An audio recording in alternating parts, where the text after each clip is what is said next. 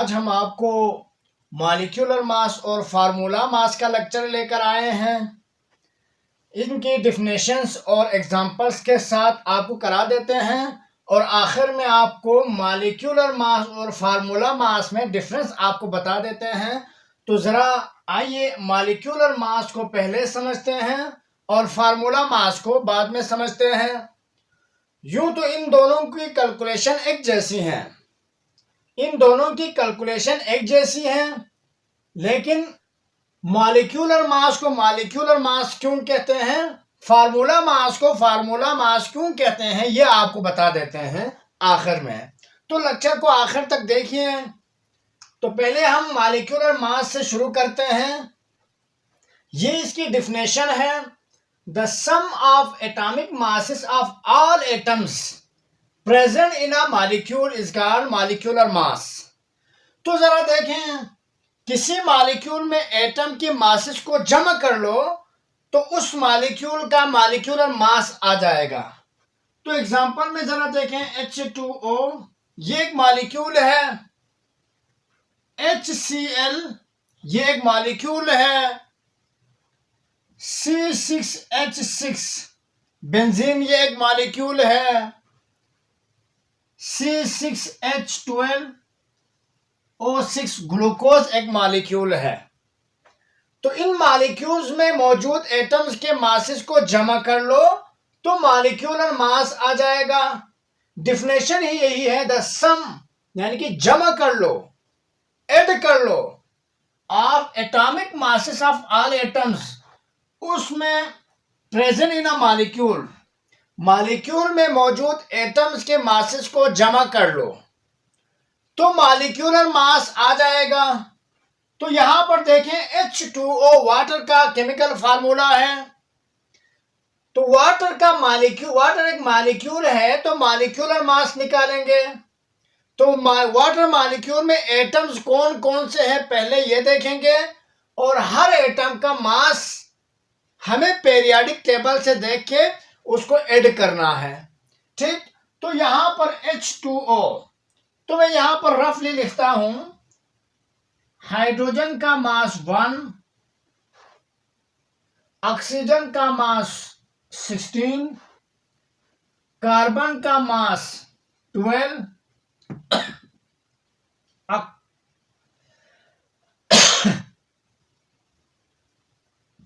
Chlorine का मास 35.5, AMU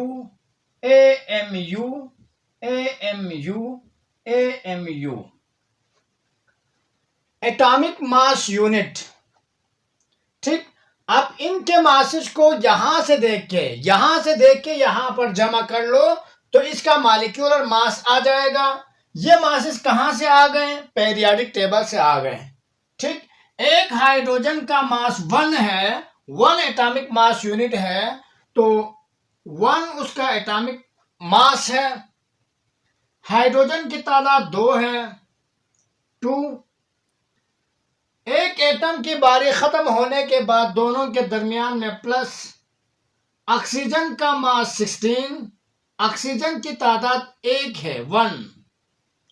तो यहां पर 1 से मल्टीप्लाई करने से वही आ जाता है, तो अक्सर और बेशतर वो 1 लिखा नहीं जाता। तो यहां पर मैंने एक दफा लिखा है, बाकी सब में 1 नहीं लिखूंगा क्योंकि 1 से मल्टीप्लाई करने से वही आ जाता है। तो 2 1 2, 16 1 16, 2 + 16, 2 एक हाइड्रोजन का 1, 2 हाइड्रोजन के 2, तो इन दोनों को प्लस करने से 18 एटॉमिक मास यूनिट। ठीक, वाटर का molecular mass 18 atomic mass unit. ये जो 18 कहां से आ गए, वो हाइड्रोजन और ऑक्सीजन के मासेस को जमा करने से आ गए। ठीक, इसी तरह HCl, हाइड्रोजन का मास 1, हाइड्रोजन की तादाद यहां पर 1 है, तो 1 को 1 से मल्टीप्लाई करने से वही आ जाता है, इसलिए यहां पर 1 से मल्टीप्लाई नहीं कर रहे हैं।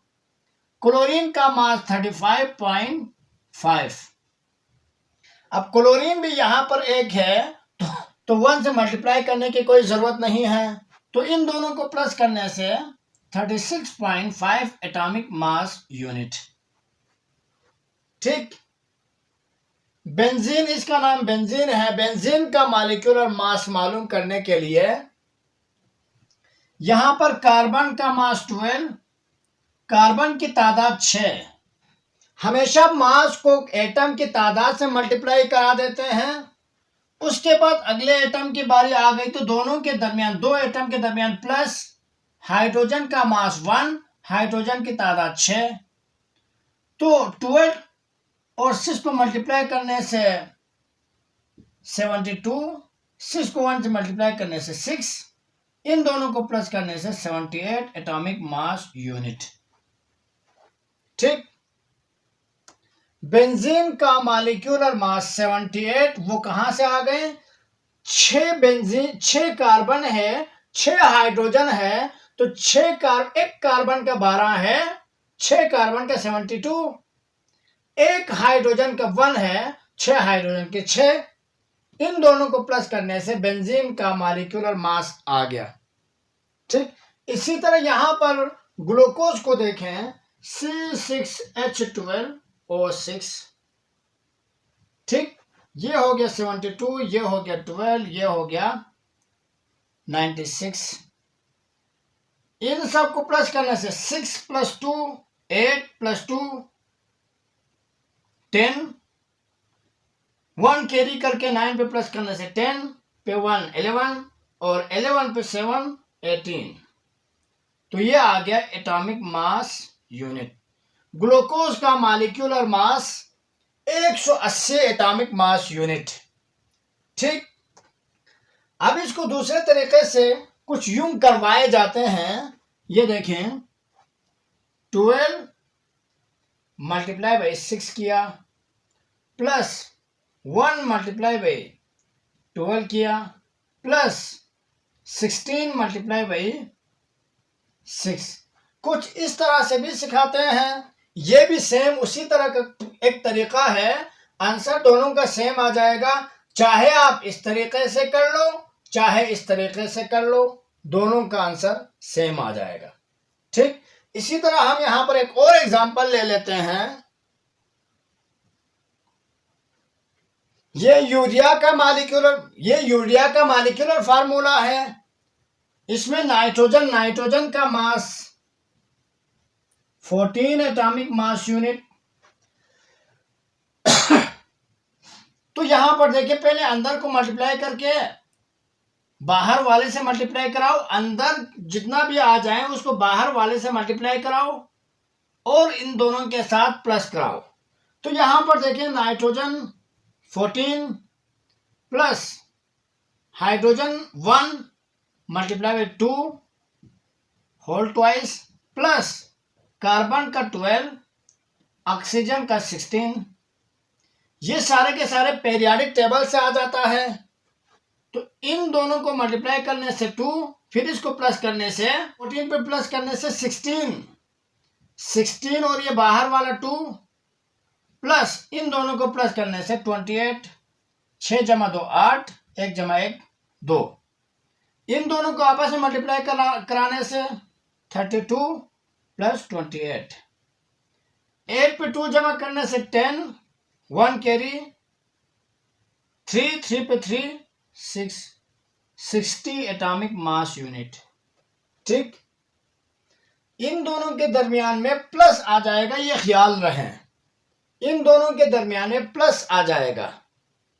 ठीक, एक और क्वेश्चन ले लें, एग्जाम्पल ले लें। कार्बन डाइऑक्साइड, कार्बन का 12 प्लस ऑक्सीजन का 16 और ऑक्सीजन की तादाद 2, तो ये 12 जमा 32, इन दोनों को प्लस करने से 44 एटॉमिक मास यूनिट।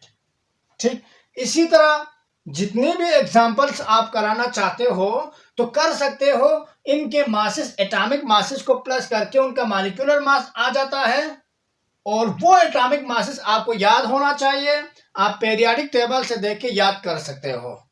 ठीक, अब आ जाता है मॉलिक्यूलर मास के बाद फार्मूला मास। फार्मूला मास की डिफिनेशन वही है, the sum of atomic masses of all atom present in a formula unit is called formula mass. तो ये एक फार्मूला यूनिट है, ये एक फार्मूला यूनिट है, ये एक फार्मूला यूनिट है, ये एक फार्मूला यूनिट है। तो इनके मासेस को जमा कर लो, इनके मासेस को प्लस कर लो, तो फार्मूला यूनिट आज फार्मूला मास आ जाएगा। तो ये सारे के सारे फार्मूला यूनिट्स हैं, और फार्मूला यूनिट्स में मौजूद एटम्स के मासेस को प्लस कर लो तो फार्मूला मास आ जाएगा, फार्मूला मास आ जाएगा। ये एक फार्मूला यूनिट है, उसका फार्मूला मास आ जाएगा, ये फार्मूला यूनिट, इसका फार्मूला मास आ जाएगा। ठीक, अब इसमें सोडियम का मास, यहां पर थोड़ा सा और लिखता हूं, सोडियम का मास 23 एटॉमिक मास यूनिट। तो सबसे पहले इसको देखें, सोडियम का 23 है। अब मैंने आपको पहले बता दिया सोडियम की तादाद 1 है, तो मल्टीप्लाई बाई 1 करने की कोई जरूरत नहीं है, क्योंकि 1 से मल्टीप्लाई करने से वही आ जाता है। और प्लस करेंगे क्लोरीन का 35.5। ठीक, क्लोरीन की तादाद भी 1 है, तो 35.5 को 1 से मल्टीप्लाई करने से वही आ जाता है, इसलिए हम इसको भी 1 से मल्टीप्लाई नहीं कराएंगे। इन दोनों को प्लस करने से 5 + 3 8, 3 + 2 5.5 AMU। नेक्स्ट, मैग्नीशियम का 24 प्लस ऑक्सीजन का 16 प्लस हाइड्रोजन का 1 × 2। मैग्नीशियम के बाद ये ब्रैकेट शुरू हुआ, ब्रैकेट और मैग्नीशियम के मास के दरमियान प्लस का निशान आ जाएगा। 24 + 16 + 1 17 × 2, 24 + 34, इन दोनों को मल्टीप्लाई करने से 4 + 4 8, 3 + 2 5 एटॉमिक मास यूनिट। ठीक, मैग्नीशियम हाइड्रोक्साइड एक फार्मूला यूनिट है, इसमें एटम्स के मासेस को प्लस करने से 58, इसलिए मैग्नीशियम हाइड्रोक्साइड का formula mass 58 atomic mass unit. ठीक, इसी तरह पोटाशियम क्लोरेट को जरा देखें, पोटाशियम का 39 प्लस क्लोरीन का 35.5 प्लस ऑक्सीजन का 16, और ऑक्सीजन की तादाद 3 है, तो 3 से मल्टीप्लाई करेंगे।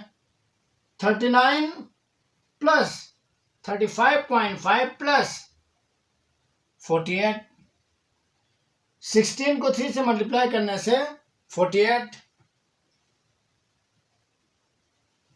अब इन सब को प्लस करना है तो AMU।